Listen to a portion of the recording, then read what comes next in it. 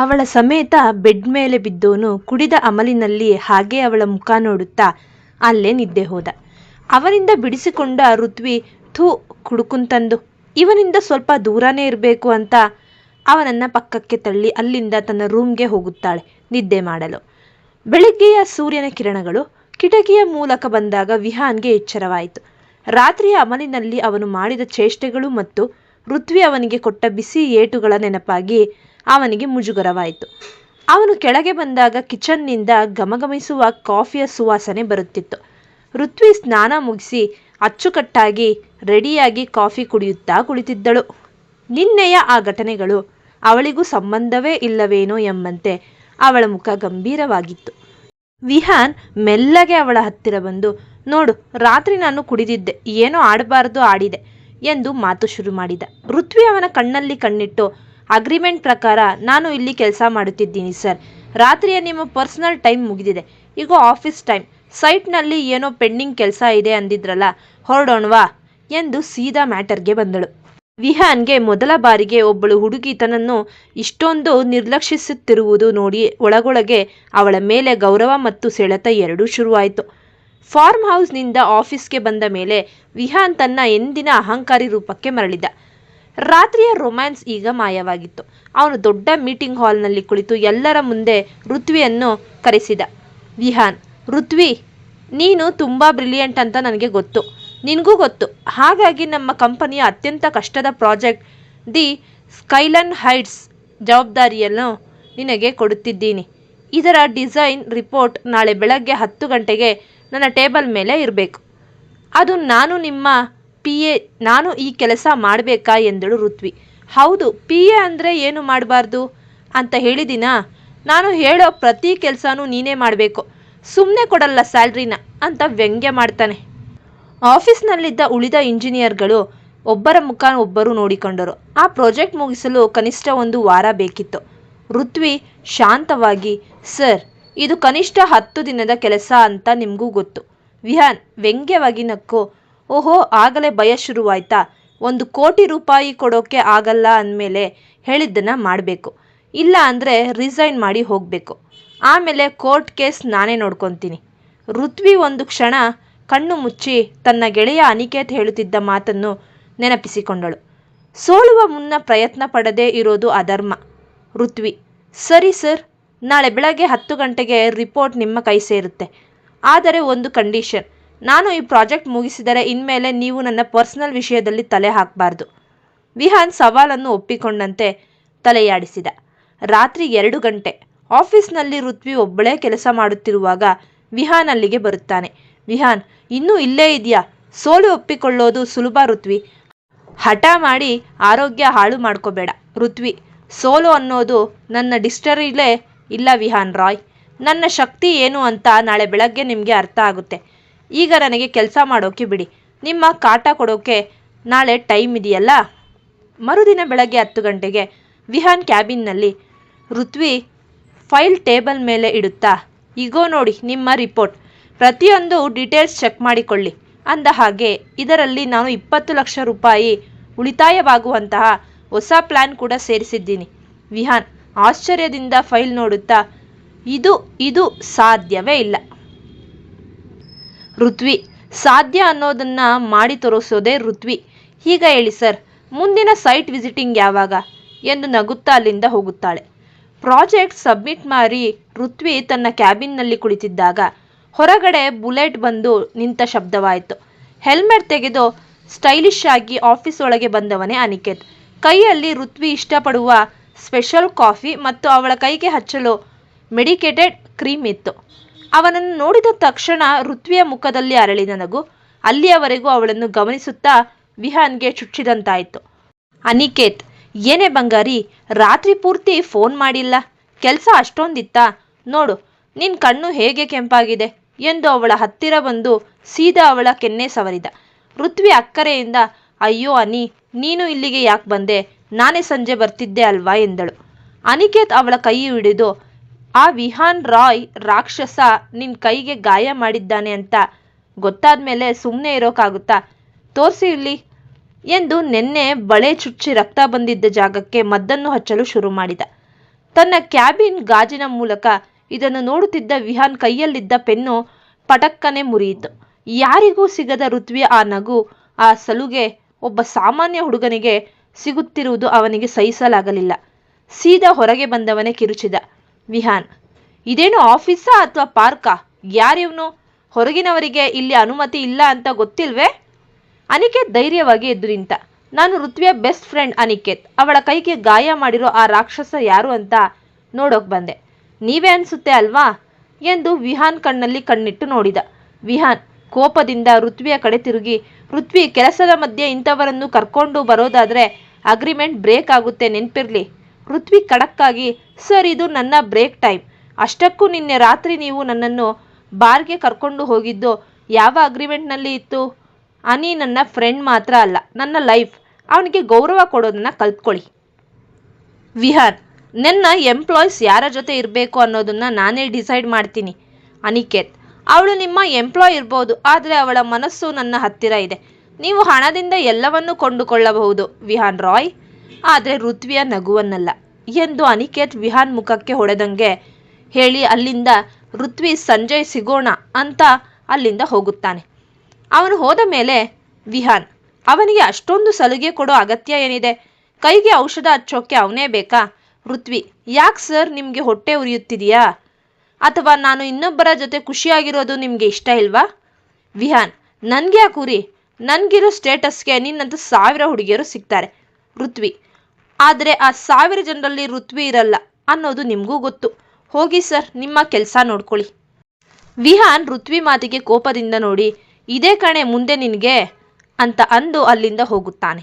ಋತ್ವಿ ಅವನ ಮಾತಿಗೆ ಕೇರ್ ಮಾಡದೆ ಊಟದ ಟೈಮ್ ಆಗಿದ್ದರಿಂದ ಕ್ಯಾಂಟೀನ್ಗೆ ಹೋಗುತ್ತಾಳೆ.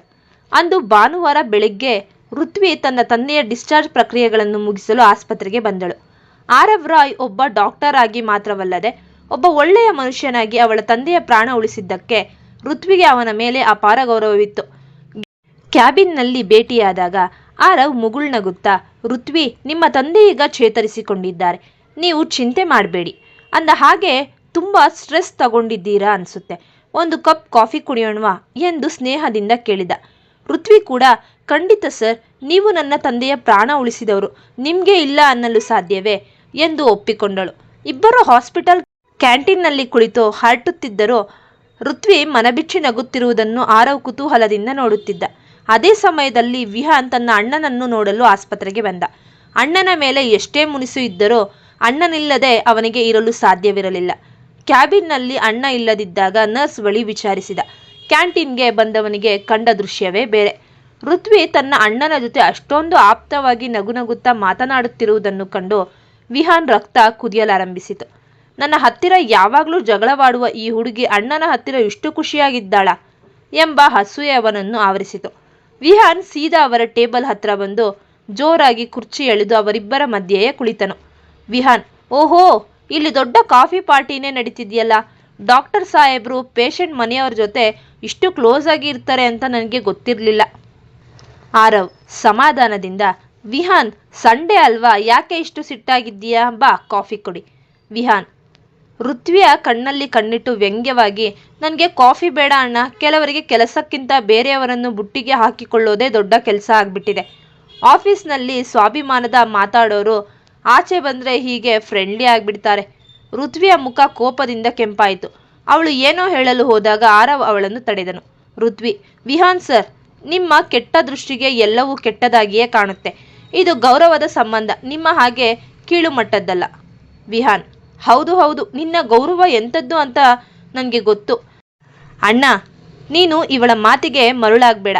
ನಾನು ಫ್ರೆಂಡ್ಸ್ ಮೀಟ್ ಮಾಡೋಕ್ಕೆ ಹೋಗ್ತಿದ್ದೀನಿ, ಸಂಜೆ ಸಿಗೋಣ ಎಂದು ಅಣ್ಣನಿಗೆ ಬೇಜಾರು ಮಾಡಬಾರದೆಂದು ಅಲ್ಲಿಂದ ಎದ್ದು ಹೋದ.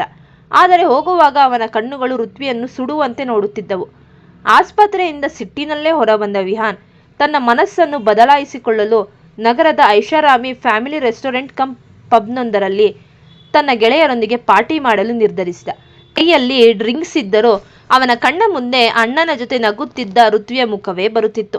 ಯಾಕೋ ವಿಹಾನ್, ಇವತ್ತು ಫುಲ್ ಸೈಲೆಂಟ್ ಆಗಿದ್ದೀಯಾ ಎಂದು ಅವನ ಗೆಳೆಯ ಕಿಚಾಯಿಸಿದಾಗ ವಿಹಾನ್ ಏನು ಮಾತನಾಡದೆ ಒಂದು ಪೆಗ್ ಖಾಲಿ ಮಾಡಿದ. ಸರಿ, ಸುಮಾರು 9 ಗಂಟೆಯ ಸಮಯ. ಪಬ್ ಬಾಗಿಲು ತೆರೆಯಿತು. ಅಲ್ಲಿಗೆ ಬಂದ ಜೋಡಿಯನ್ನು ಕಂಡು ವಿಹಾನ್ ಕೈಯಲ್ಲಿದ್ದ ಗ್ಲಾಸ್ ನಡುಗಿತ್ತು. ಅದು ಋತ್ವಿ ಮತ್ತು ಅನಿಕೇತ್. ಋತ್ವಿ ತನ್ನ ತಂದೆಯನ್ನು ಮನೆಗೆ ಬಿಟ್ಟು ಅನಿಕೇತ್ನ ಒತ್ತಾಯದ ಮೇರೆಗೆ ಮನಸ್ಸು ಹಗುರ ಮಾಡಿಕೊಳ್ಳಲು ಅಲ್ಲಿಗೆ ಬಂದಿದ್ದಳು. ಅವಳು ನೀಲಿ ಬಣ್ಣದ ಕುರ್ತಾದಲ್ಲಿ ಸರಳವಾಗಿದ್ದರೂ ಅಲ್ಲಿನ ಲೈಟ್ಸ್ಗೆ ದೇವತೆಯಂತೆ ಕಾಣುತ್ತಿದ್ದಳು. ವಿಹಾನ್ ತನ್ನ ಗೆಳೆಯರನ್ನು ಬಿಟ್ಟು ಸೀದಾ ಅವರಿಬ್ಬರ ಹತ್ತಿರ ಬಂದನು. ಮದ್ಯದ ಅಮಲು ಮತ್ತು ಅಸೂಯೆ ಎರಡೂ ಅವನ ತಲೆಯಲ್ಲಿ ಏರಿತ್ತು. ವಿಹಾನ್, ವಾಹ್, ಬೆಳಿಗ್ಗೆ ಅಣ್ಣನ ಜೊತೆ ಕಾಫಿ, ರಾತ್ರಿ ಗೆಳೆಯನ ಜೊತೆ ಪಾರ್ಟಿ. ಋತ್ವಿ, ನಿನ್ನ ಮ್ಯಾನೇಜ್ಮೆಂಟ್ ಸ್ಕಿಲ್ಸ್ ನೋಡಿ ನಾನು ಕಲಿಬೇಕು ಅನಿಸುತ್ತೆ. ಅನಿಕೇತ್ ಋತ್ವಿಯ ಮುಂದೆ ಬಂದು, ವಿಹಾನ್, ಇದು ಆಫೀಸ್ ಅಲ್ಲ, ಇಲ್ಲಿ ನಿನ್ನ ಬಾಸ್ಗಿರಿ ನಡೆಯಲ್ಲ. ಅವಳು ನನ್ನ ಜೊತೆ ಬಂದಿದ್ದಾಳೆ, ಸುಮ್ಮನೆ ದಾರಿ ಬಿಡು. ವಿಹಾನ್ ವ್ಯಂಗ್ಯವಾಗಿ ನಗುತ್ತಾ, ದಾರಿ ಬಿಡೋಕೆ ನೀನ್ಯಾರು? ಇವಳು ನನ್ನ ಕಂಪನಿಯ ಎಂಪ್ಲಾಯ್, ಇವಳ ಪ್ರತಿ ನಿಮಿಷವೂ ನನಗೆ ಲೆಕ್ಕ ಕೊಡಬೇಕು. ಋತ್ವಿ ಶಾಂತವಾಗಿ ಆದರೆ ಕಠೋರ ಧ್ವನಿಯಲ್ಲಿ, ವಿಹಾನ್ ಸರ್, ನೀವು ಕುಡಿದಿದ್ದೀರಾ ಅನಿಸುತ್ತೆ, ಮನೆಗೆ ಹೋಗಿ ಮಲಗಿ. ನನ್ನ ಪರ್ಸ್ನಲ್ ಲೈಫ್ ಬಗ್ಗೆ ಮಾತಾಡೋ ಅಧಿಕಾರ ನಿಮಗಿಲ್ಲ. ಅನಿ, ನಡಿ ಹೋಗೋಣ. ಋತ್ವಿ ಅಲ್ಲಿಂದ ಹೋಗಲು ತಿರುಗಿದಾಗ ವಿಹಾನ್ ಅವಳ ಕೈ ಹಿಡಿದು ಎಳೆದನು. ನಾನು ಮಾತನಾಡುವಾಗ ಹೋಗೋ ಆಗಿಲ್ಲ ಎಂದು ಗದರಿಸಿದ. ಅನಿಕೇತ್ಗೆ ಕೋಪ ತಡೆಯಲಾಗದೆ ವಿಹಾನ್ ಕಾಲರ್ ಹಿಡಿದನು. ಇಬ್ಬರ ನಡುವೆ ಜಗಳ ಶುರುವಾಗುವಷ್ಟರಲ್ಲಿ ಋತ್ವಿ ಮಧ್ಯ ಬಂದು ವಿಹಾನ್ ಕೈಯನ್ನು ಜೋರಾಗಿ ಕೊಳವಿ ದಳ್ಳೂರಿ ಹಾಕಿದಳು. ಋತ್ವಿ, ಸಾಕು ಮಾಡಿ ವಿಹಾನ್ ರಾಯ್, ನಿಮ್ಮ ಹಣದ ಅಹಂಕಾರ ನನ್ನ ಕಾಲ ಕೆಳಗಿನ ಧೂಳಿಗೆ ಸಮ. ನೀವು ನನ್ನನ್ನು ಎಷ್ಟು ಕೆಳಗೆ ಇಳಿಸೋಕೆ ನೋಡ್ತೀರೋ ಅಷ್ಟು ಎತ್ತರಕ್ಕೆ ನಾನು ಬೆಳೆದು ತೋರಿಸ್ತೀನಿ. ಅನಿಕೇತ್ ನನ್ನ ಪ್ರಾಣ, ಅವನ ಮೇಲೆ ಕೈ ಮಾಡಿದರೆ ನೀವು ಪರಿಣಾಮ ಎದುರಿಸಬೇಕಾಗುತ್ತೆ. ಅವಳು ಅನಿಕೇತ್ ಕೈ ಹಿಡಿದು ಅಲ್ಲಿಂದ ಗತ್ತಿನಿಂದ ಹೊರ ನಡೆದಳು. ವಿಹಾನ್ ಅಲ್ಲಿಗೆ ಕುಸಿದು ಕುಳಿತನು. ಅವನಿಗೆ ಮೊದಲ ಬಾರಿಗೆ ಅನಿಸಿತ್ತು ತಾನು ಅವಳನ್ನು ದ್ವೇಷಿಸುತ್ತಿಲ್ಲ, ಬದಲಾಗಿ ಅವಳು ಬೇರೆಯವರ ಜೊತೆ ಇರುವುದನ್ನು ಸಹಿಸಲಾಗದಷ್ಟು ಪ್ರೀತಿಸುತ್ತಿದ್ದೇನೆ ಅಂತ. ಸ್ಟೈಲನ್ ಹೈಟ್ಸ್ ಪ್ರಾಜೆಕ್ಟ್ ಭರ್ಜರಿ ಯಶಸ್ವಿಯಾಯಿತು. ಋತ್ವಿಯ ಕಠಿಣ ಪರಿಶ್ರಮದಿಂದ ಕಂಪನಿಗೆ ನಿರೀಕ್ಷೆಗಿಂತ ಹೆಚ್ಚಿನ ಲಾಭ ಬಂದಿತ್ತು. ವಿಹಾನ್ಗೆ ಅವಳ ಮೇಲೆ ಎಷ್ಟೇ ಕೋಪವಿದ್ದರೋ ಅವಳ ಕೆಲಸದ ದಕ್ಷತೆಯನ್ನು ಮೆಚ್ಚಲೇಬೇಕಾಯಿತು. ಸಂಬಳದ ದಿನ ಋತ್ವಿ ತನ್ನ ಅಕೌಂಟ್ ಚೆಕ್ ಮಾಡಿದಾಗ ಆಶ್ಚರ್ಯ ಕಾದಿತ್ತು. 70,000 ರೂಪಾಯಿ ಸಂಬಳದ ಜೊತೆಗೆ 30,000 ರೂಪಾಯಿಯ ಬೋನಸ್ ಸೇರಿ ಒಟ್ಟು 1 ಲಕ್ಷ ರೂಪಾಯಿ ಜಮೆಯಾಗಿತ್ತು. ಕ್ಯಾಬಿನ್ ಒಳಗೆ ಹೋದ ಋತ್ವಿ, ಸರ್, 30,000 ಎಕ್ಸ್ಟ್ರಾ ಬಂದಿದೆ ಎಂದಳು. ವಿಹಾನ್ ತನ್ನ ಫೈಲ್ ನೋಡುತ್ತಾ ವ್ಯಂಗ್ಯವಾಗಿ, ಅದು ನಿನ್ನ ಕೆಲಸಕ್ಕೆ ಕೊಟ್ಟ ಭಿಕ್ಷೆಯಲ್ಲ, ಪ್ರಾಜೆಕ್ಟ್ ಸಕ್ಸಸ್ ಆಗಿದ್ದಕ್ಕೆ ಕಂಪನಿ ಕೊಟ್ಟ ಕ್ರೆಡಿಟ್. ಅಂದ ಹಾಗೆ ಇಷ್ಟು ದೊಡ್ಡ ಮೊತ್ತ ನಿನ್ನ ಲೈಫ್ನಲ್ಲಿ ನೋಡಿರ್ಲಿಕ್ಕಿಲ್ಲ ಅಲ್ವಾ, ಅದಕ್ಕೆ ಈ ಶಾಕ್. ಋತ್ವಿ ಸುಮ್ಮನೆ ನಕ್ಕು, ಧನ್ಯವಾದಗಳು ಸರ್, ಹಣ ಯಾರಿಗೆ ಬೇಡ ಹೇಳಿ. ಅಂದ ಹಾಗೆ ಈ ಹಣವನ್ನು ನನ್ನ ಪರಿಶ್ರಮದಿಂದ ಬಂದದ್ದು, ನಿಮ್ಮ ದಯೆಯಿಂದ ಅಲ್ಲ ಎಂದು ಗತ್ತಿನಿಂದ ಹೇಳಿ ಹೊರಬಂದಳು. ಅಂದೇ ವಿಹಾನ್ ಆಫೀಸ್ನಲ್ಲಿ ಅನೌನ್ಸ್ ಮಾಡಿದ, ಪ್ರಾಜೆಕ್ಟ್ ಸಕ್ಸಸ್ ಖುಷಿಗೆ ಇಡೀ ಟೀಮ್ ಈ ವೀಕೆಂಡ್ ಕೊಡಗಿನ ರೆಸಾರ್ಟ್ಗೆ ಟ್ರಿಪ್ ಹೋಗ್ತಿದ್ದೀವಿ. ಆಫೀಸ್ ಮ್ಯಾನೇಜರ್ ಶೀಲಾ ಮೊದಲಿನಿಂದಲೂ ವಿಹಾನ್ ಮೇಲೆ ಕಣ್ಣಿಟ್ಟಿದ್ದಳು. ವಿಹಾನ್ ಋತ್ವಿಗೆ ಅತಿಯಾದ ಪ್ರಾಮುಖ್ಯತೆ ನೀಡುತ್ತಿರುವುದು ಮತ್ತು ಅವಳು ಪದೇ ಪದೇ ಕಾಲೆಳೆಯುತ್ತಿರುವುದು ಶೀಲಾಗೆ ಸಹಿಸಲು ಸಾಧ್ಯವಾಗುತ್ತಿರಲಿಲ್ಲ. ಹಾಗೆ ಋತ್ವಿ ಮಾಡಿದ ಅವಮಾನ ಎಲ್ಲರ ಮುಂದೆ ಎಲ್ಲ ಮನಸ್ಸಿನಲ್ಲಿ ಇಟ್ಟುಕೊಂಡವಳು ದ್ವೇಷ ಮತ್ತು ಪ್ರೀತಿಯ ನಡುವೆ ಒಂದು ಸಣ್ಣ ಗೆರೆ ಇರುತ್ತೆ. ಇವರಿಬ್ಬರ ನಡುವೆ ಅದು ಪ್ರೀತಿಯಾಗುವ ಮುನ್ನ ಋತ್ವಿಯನ್ನು ಮುಗಿಸಬೇಕು ಎಂದು ಅವಳು ನಿರ್ಧರಿಸಿದಳು. ಶೀಲಾ ತನ್ನ ಫೋನ್ ತೆಗೆದು ಯಾರಿಗೋ ಮೆಸೇಜ್ ಮಾಡಿದಳು. ಕೊಡಗಿನ ಟ್ರಿಪ್ನಲ್ಲಿಯ ಋತ್ವಿಗೆ ಒಂದು ಗತಿ ಕಾಣಿಸ್ಬೇಕು, ರೆಡಿಯಾಗಿರಿ. ಟ್ರಿಪ್ ದಿನ ಎಲ್ಲರೂ ಬಸ್ನಲ್ಲಿ ಮಜಾ ಮಾಡುತ್ತಿದ್ದರೆ ಋತ್ವಿ ಕಿಟಕಿಯ ಪಕ್ಕ ಕುಳಿತು ಕೊಡಗಿನ ಸೌಂದರ್ಯ ಸವಿಯುತ್ತಿದ್ದಳು. ವಿಹಾನ್ ತನ್ನ ಕಾರ್ನಲ್ಲಿ ಬರುತ್ತಿದ್ದರೂ ಅವನ ಕಣ್ಣುಗಳು ಬಸ್ನಲ್ಲಿದ್ದ ಋತ್ವಿಯನ್ನೇ ಹುಡುಕುತ್ತಿದ್ದವು. ರೆಸಾರ್ಟ್ ತಲುಪಿದ ಮೇಲೆ ಶೀಲಾ ಪ್ಲಾನ್ ಪ್ರಕಾರ ಎಲ್ಲರಿಗೂ ರೂಮ್ ಅಲಾಟ್ ಮಾಡಿದಳು. ಋತ್ವಿಗೆ ಮಾತ್ರ ಸ್ವಲ್ಪ ದೂರದಲ್ಲಿರುವ ಜನರಿಲ್ಲದ ಕೋಣೆಯ ರೂಮ್ ನೀಡಿದಳು. ಶೀಲಾ ಕಪಟ ನಗು ಬೀರುತ್ತಾ, ಋತ್ವಿ, ನೀನು ಹೊಸಬ್ಳು ಅಲ್ವಾ, ನಿನಗೆ ಈ ರೂಮ್ ಸರಿ ಇರುತ್ತೆ, ಸ್ವಲ್ಪ ಪ್ರೈವಸಿ ಸಿಗುತ್ತೆ. ಸಂಜೆ ಎಲ್ಲರೂ ಕ್ಯಾಂಪ್ ಫೈರ್ ಹತ್ತಿರ ಸೇರಿದಾಗ ಶೀಲಾ ಋತ್ವಿ ಕುಡಿಯುವ ಜ್ಯೂಸ್ನಲ್ಲಿ ಏನೋ ಬೆರೆಸಲು ಹೊಂಚು ಹಾಕುತ್ತಿರುತ್ತಾಳೆ. ವಿಹಾನ್ ಮಾತ್ರ ದೂರದಿಂದಲೇ ಋತ್ವಿಯನ್ನು ಗಮನಿಸುತ್ತಾ, ಇವತ್ತು ಇವಳು ಯಾಕೋ ತುಂಬ ಸುಂದರವಾಗಿ ಕಾಣುತ್ತಿದ್ದಾಳೆ ಎಂದು ತನ್ನಲ್ಲೇ ಅಂದುಕೊಳ್ಳುತ್ತಿರುತ್ತಾನೆ. ಈ ಕತೆ ನಿಮಗೆ ಇಷ್ಟವಾದಲ್ಲಿ ಕತೆಯನ್ನು ವೀಕ್ಷಿಸಿದ ನಂತರ ನಮಗೆ ಸಬ್ಸ್ಕ್ರೈಬ್ ಮಾಡಿ, ಪ್ರೋತ್ಸಾಹಿಸಿ, ಶೇರ್ ಮಾಡಿ ಮತ್ತು ಕಮೆಂಟ್ ಮಾಡಿ. ಧನ್ಯವಾದಗಳು.